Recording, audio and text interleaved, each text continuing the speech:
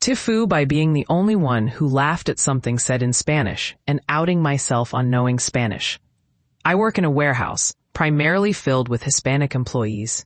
My warehouse manager, Tom, along with two others, Jeff and Bill, are the only non-Hispanic people. Most of the time, everyone speaks Spanish among themselves, switching to English only when they need to communicate with us. When I was hired, Tom introduced me to the team. With my background in warehouse management, I was brought on as a team lead. Being younger and the only non-Hispanic person, I definitely stood out. I didn't mind though. I knew they would come to like me, especially once I mentioned that I was married into a Hispanic family and had relatives who were Hispanic. I was excited to speak with them in Spanish, since it's my second language.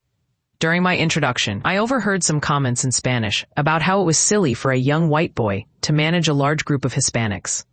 Jeff and Bill shared that they sometimes face teasing for not speaking Spanish, as others would often address them in Spanish before switching to English. Tom had hired me because he knew I understood Spanish, recognizing that many employees would not respect someone who couldn't communicate in their language. After the tour, Tom and I discussed how people assumed I didn't know Spanish. He mentioned that hazing the new guy is common, but that everyone there is hardworking and decent. We joked about keeping my language skills a secret, pretending I only knew a few words to get by. Fast forward about 9 months. I was doing well leading my team, and they respected my leadership. However, they often voiced their opinions about me in Spanish, which I initially found disrespectful. Over time, I learned to use it to my advantage in managing them. One day, while in the break room, someone was telling a joke in Spanish. I was eating lunch alone and not really paying attention. The person telling the joke is known for being the class clown, and while his humor can be a bit immature, I usually found it funny. This time, I understood the punchline and laughed hard, even though no one else did. The room fell silent and everyone turned to look at me, puzzled. I had no distractions in front of me, no book or phone, so it was clear I was laughing at the joke. A few of them started to crowd around me, and one person asked if I understood Spanish. I pretended to be clueless until they cornered me. He leaned in, serious, and warned me that if I lied and they found out, there would be consequences. This guy was much bigger than me and had a reputation, so I knew he meant it. In that moment, I decided to respond in Spanish. The room erupted in chaos as they realized they had been talking about their boss right in front of him for the past 9 months. After a long conversation, they calmed down and found the situation hilarious. I gained a lot more respect from them, and now I communicate with everyone in Spanish. So, the lesson learned? I kept my language skills a secret for 9 months, only to reveal them when I was the only one laughing at a joke. Update, Eta. My boyfriend brought home a girl for the holidays. Hello everyone. Thank you so much for all the comments and advice. Since I'm going to be busy during Christmas, I wanted to share an update today. After 2 panic attacks and a lot of overthinking, I tried to calm myself down. A few hours later, I texted him, asking if he could come over to talk. When he arrived, he immediately apologized for calling me jealous and acknowledged that I had every right to be upset. I admitted I was a bit too harsh and realized I should have communicated my feelings sooner. I asked him why he kept his friendship with her a secret. He said he didn't want to stress me out while we were at different colleges. I understood that it might have worried me, but I still had a right to know. His face showed he realized that excuse wasn't great, and he apologized again, promising he had no feelings for her beyond friendship. He shared that his mom had talked to him about how suspicious this situation must look to me. Hearing that really made him reflect on his actions. He looked sincere, even starting to tear up. He explained that Abby had asked Wyatt if she could join them for Christmas instead of spending it with her parents. Wyatt had initially shut it down, knowing I wouldn't be okay with it. But when Wyatt suggested it might be nice for Will to have a friend around since we would be alone together, Will felt guilty and agreed. I asked him why he didn't just tell me that from the start. He thought I would understand he wasn't the one who invited her, which frustrated me. We both agreed that communication was something we needed to work on. Will realized Abby must have feelings for him after she kept trying to include herself in our plans. Wyatt confirmed he was surprised by her behavior, saying she never acted like that towards him at college. Will mentioned he should have told her no after the second time she tried to intrude, but he was confused by her sudden change in behavior. Will promised that once we returned to his house, he would tell Abby it was best for her to spend Christmas with her family and that they should keep their distance at college.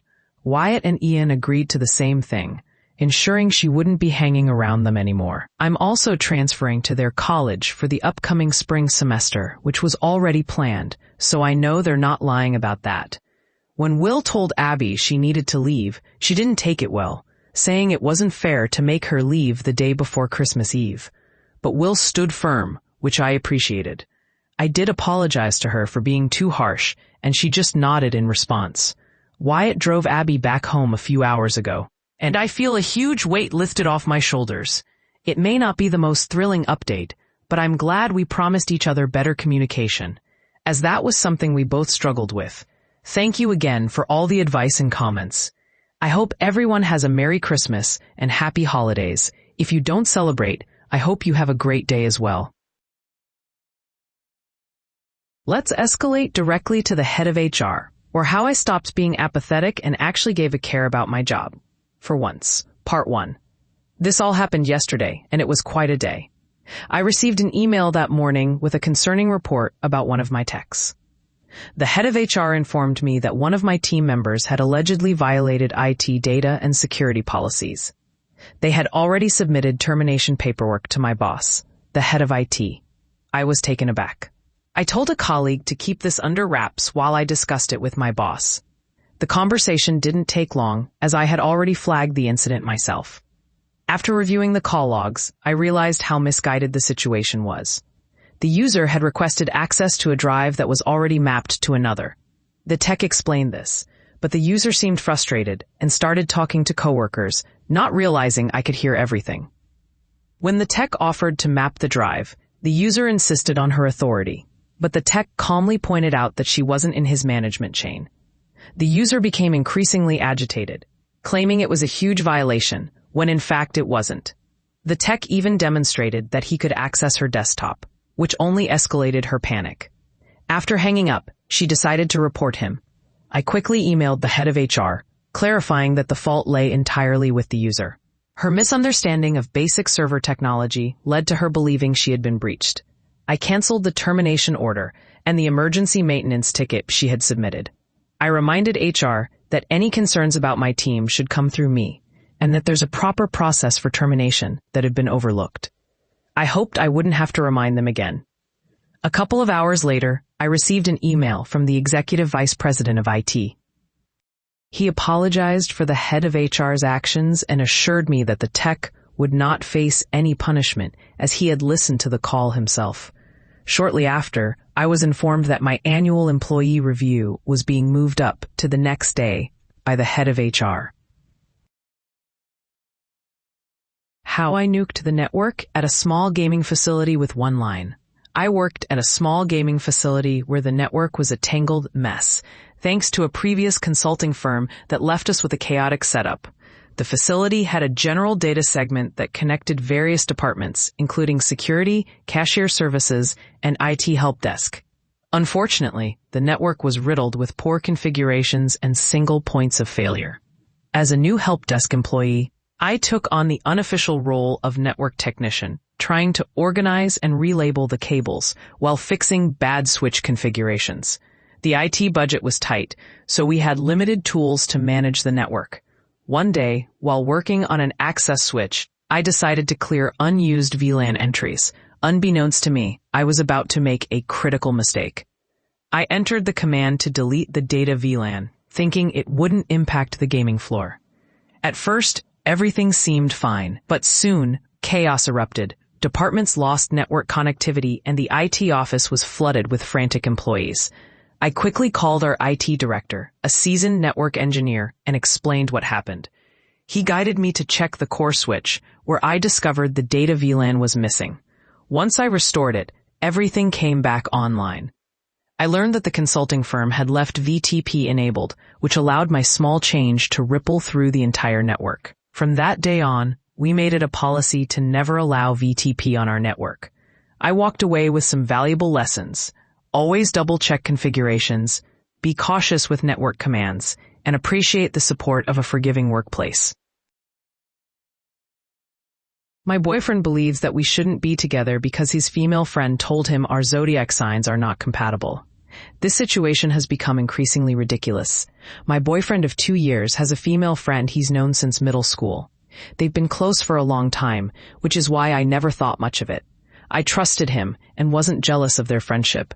However, over the past few months, I noticed a shift in his behavior after our fights.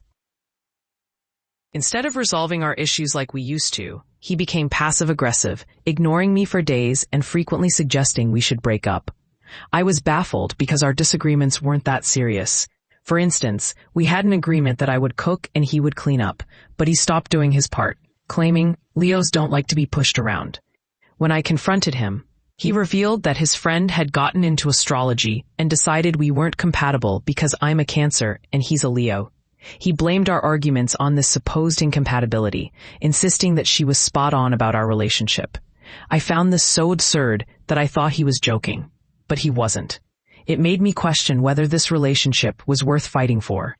I don't believe in astrology. I don't think it holds the answers to our problems. Yet, he was convinced because his friend said so. Part of me considered meeting up with her, or both of them, to understand what was really going on. I didn't want to throw away 2 good years together, but I was also bewildered by the situation. Fast forward a couple of months, and I decided to post an update. After much reflection and advice from others, I realized we were no longer together, which turned out to be a good thing. I confronted my boyfriend about his friend's influence on our relationship and his need for validation from her. As many had suspected, there was more to their friendship than I knew. We initially took a break, but when I expressed my desire to end things, he surprisingly claimed he wasn't ready to let me go. He even said he would cut ties with his friend if it meant we could stay together. I was naive enough to believe him. We gave it another shot, establishing new boundaries. For a couple of weeks, things seemed fine until I noticed he was acting suspiciously with his phone. One day, I heard a notification while he was in the bathroom. I had never checked his phone before, but I asked him to show me his messages. He got defensive, but I insisted. When he finally showed me, I discovered he was still in contact with his astrology-obsessed friend, and their conversations were far from innocent. This revelation led to a huge argument, during which he admitted to cheating on me with her. He blamed it on our zodiac signs again, saying the only reason he wanted to stay with me was because I was homely. And living with me was great, but I didn't give him the thrill he craved. So I kicked him out. I was on the lease, and when he argued to stay until he found a place, I told him that as a Cancer, I wasn't sure I could control my emotions. That's how my ex became my ex. What I learned from this experience is to avoid anyone who believes in astrology as a romantic partner and to be more cautious about my future partner's friendships. Not everything is as it seems. Tifu, by being absolutely ruined by a freak accident involving my ballsack being punctured. I did not have a good time. So here I am, still in shock, but thankfully at home now. Let me share the ridiculousness of yesterday's events. I was trying to be a good guy, ordering some kitchen appliances for my grandparents' new Christmas gifts. They had just renovated their kitchen, and I wanted to surprise them. Suddenly, I felt a little pinch in my family jewels. But I thought nothing of it. Sometimes the pants I wear tend to fold over, and the little plastic ends of the drawstrings can dig in a bit. Fast forward 20 minutes, and I walked into the kitchen to tell a family member about my Amazon orders. That's when I noticed my pants felt damp. Confused, I went upstairs to check what was going on, and to my horror, I saw that my entire lower body was drenched in blood. Panic set in as I ran around upstairs, pantless and screaming for my mom, convinced I was dying. Eventually, I realized the blood was coming from a small wound on my scrotum. I started to calm down a little, thinking it was just a minor cut that would stop bleeding soon. But it didn't. This tiny cut, smaller than a pencil eraser, just wouldn't quit. An hour later, I was on the phone with doctors, panicking, but I got no help from them or my local walk-in center. So off I went to the emergency room, applying pressure to my injury as I bled out for no apparent reason. Before entering the chaotic ER, filled with flu patients and long wait times, I stuffed a handful of tissues against my injury and braced myself. I walked past a crowd of people who looked like they were on the brink of collapse and approached the counter. With a whisper, I explained my situation. They took my name and told me to sit down, but there were no seats left. I ended up standing by the Christmas tree for about 2 hours, only to notice blood dripping from my pants onto the floor. That's when I decided to speak up. I'm usually a quiet person, but I had to say something. I approached the staff and warned them, if you don't get me seen too soon, you better grab a mop. I explained that I was genuinely bleeding and feared for my life. Next thing I knew, I was rushed in to see a team of young medical professionals. They all stared at me, waiting for my explanation. I told them I had a cut on my scrotum, and I could see their expressions change. They looked at me like I was some kind of freak. A doctor told me to strip down, and there I was, a 6'3" overweight guy standing in front of them. What followed was more blood than I had ever seen in my life. I was in shock, and I noticed my injury had caused my anatomy to shrink dramatically.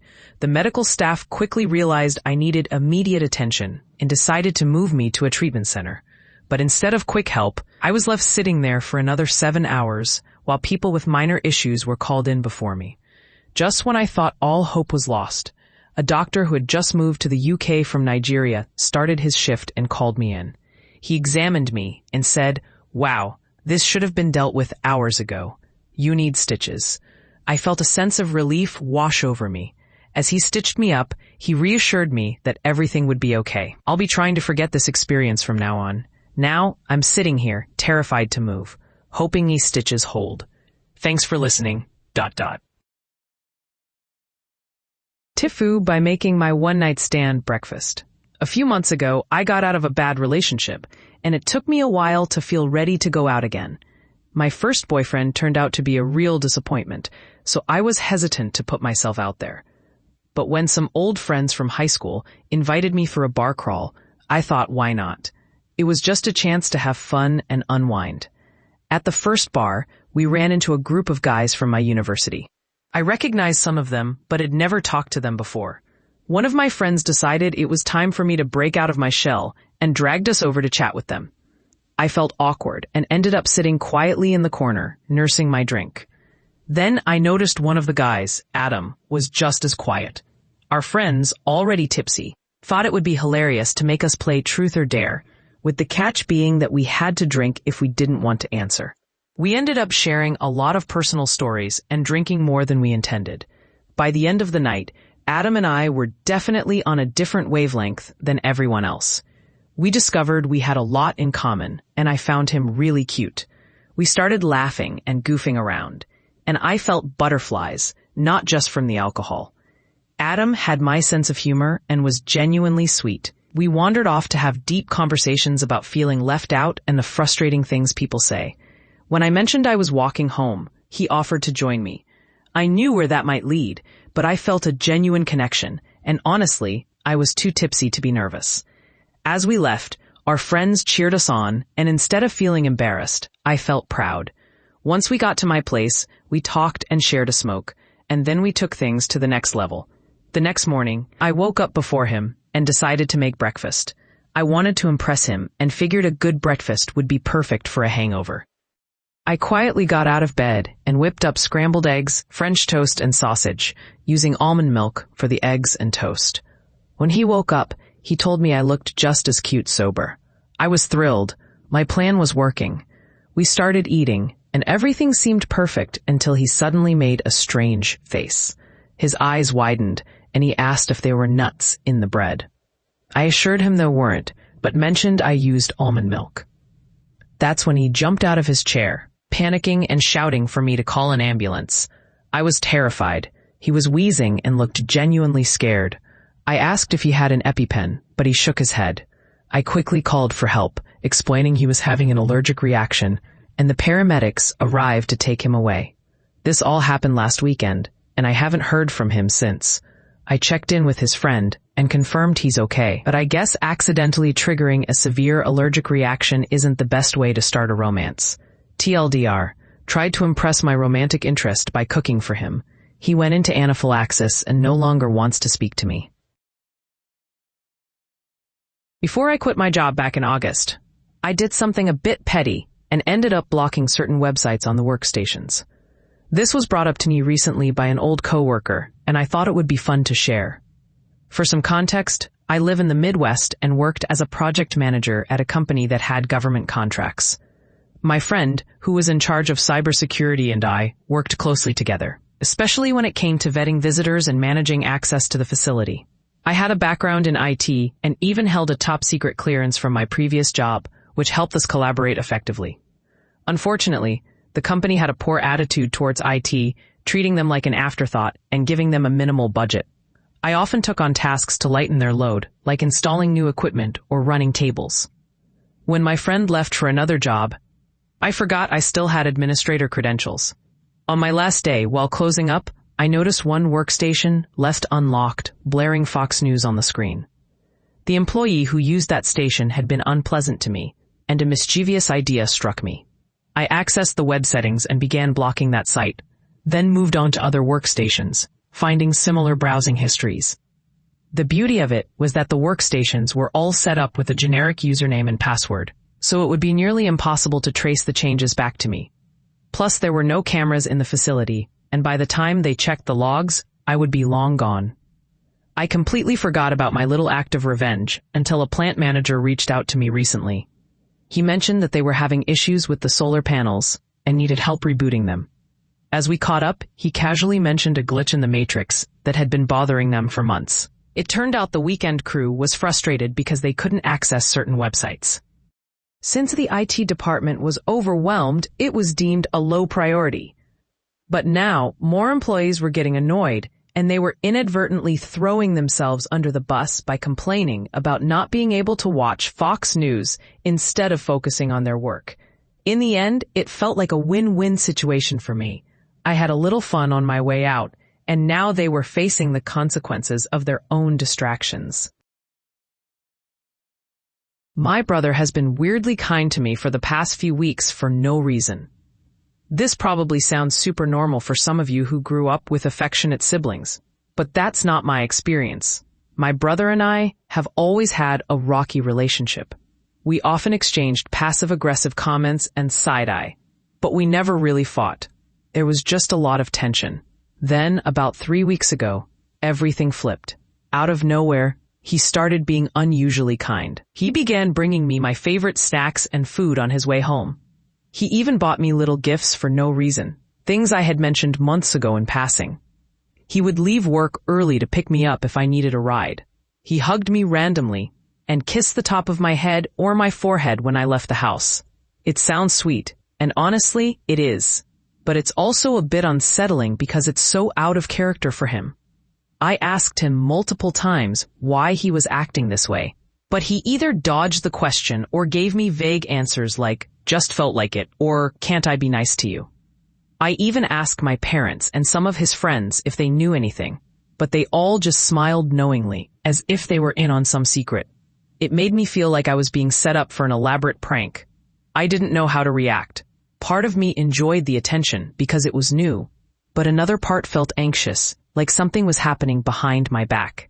Was this some kind of joke? Was I overthinking it?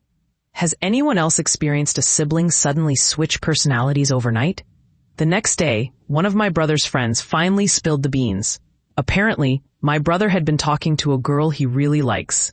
She asked him about his relationship with his family, and he told her the truth, that we were never close and mostly just sarcastic with each other. She told him that a guy who loves and protects his sister is a huge green flag. So, my brother has been trying to change his ways to impress her. When I confronted him nicely, he got super embarrassed and admitted it. He said he wasn't trying to manipulate me, he just realized he should have been a better brother all along, and talking to her made him reflect on that. Honestly, I didn't know whether to be annoyed, flattered, or amused, maybe all three. But at least now I know that I'm not losing my mind. He's not in trouble, and the world isn't ending. He's still being nice, so maybe something good came out of this whole thing after all. I've caused drama at work because everyone kept talking about my weight. What do? I've never posted on here before, but I'm a constant listener of Too Hot Takes and would love your advice. I'm a 26-year-old woman, and I've been working as a cleaner in a shopping mall for over 5 years. It's not the most exciting job, but it pays the bills. I walk around all day, often racking up 20,000 to 30,000 steps. Kept me fit and healthy. I was neither underweight nor overweight, and I had a healthy relationship with food. When I first started, I was one of the youngest employees. Most of my coworkers were 20 to 30 years older than me, except for one guy, Kevin, who is actually a year younger. He had a bit of a crush on me, but I always kept things professional since I was in a relationship. Until I wasn't. My boyfriend broke up with me for cheating, and I was devastated. Around that time, I got sick with pneumonia and had to take a couple of weeks off work. When I returned, I had lost a lot of weight because I barely ate while I was ill. Rumors started circulating that I had quit or was studying. When I came back, still trying to regain my appetite, people began to speculate that I was purposely making myself sick to lose weight. One older lady even asked me in front of everyone if I was bulimic. I was taken aback, but just said no. Yet, the chatter continued. When I finally started eating normally again, I got takeout for lunch one day, and Kevin commented, "If I were you, I'd probably stick to a salad." I was shocked, but too shy to respond. He ended up quitting soon after, and I thought I wouldn't have to deal with him again. Fast forward a year, and I was back to my usual eating habits. Unfortunately, I experienced a traumatic incident at work involving assault and stalking. It really affected me, and I turned to food for comfort. Gaining a little weight, it wasn't much, but it was noticeable. Just a few days ago, I ran into Kevin at the shops, and he said, "Wow, you've really gotten plump." I was stunned and told him that was rude. He shrugged it off as just an observation and walked away. Later, during my lunch break, another older lady, Judy, looked at me and said, "You've really gotten fat. You should try my weight loss soup recipe to lose weight quickly." I broke down in tears right there in front of everyone. I had never worried about my weight before, but now, with everyone thinking it's okay to comment on my body, I found myself developing an eating disorder. I went straight to my boss and explained what had been happening. Now Judy has faced consequences for her comments. But I can't help but wonder if I overreacted. Should I just apologize and let it go like I usually do? Update. First, thank you to everyone who took the time to reply and offer advice. After reading the comments, I took some suggestions and wrote down what I could remember, including timelines and things that were said. I spoke with my boss, who was very supportive and even offered me time off to manage my stress. At the time of the workplace incident, I was given the option for counseling but didn't feel ready to talk about it. Looking back, I realize I haven't been coping in the healthiest way and have relied on food for comfort. I've now booked an appointment with a therapist to start working through everything. No one has been fired, but strict new rules have been put in place. Comments about anyone's appearance are no longer tolerated, and any further remarks or rumors will result in warnings or potential dismissal. I was also offered a transfer to another location within the same company, but it would mean a longer commute. For now, I'm going to see how the new rules are enforced. If I feel bullied or threatened again, I'll seriously consider transferring or looking for a new job altogether.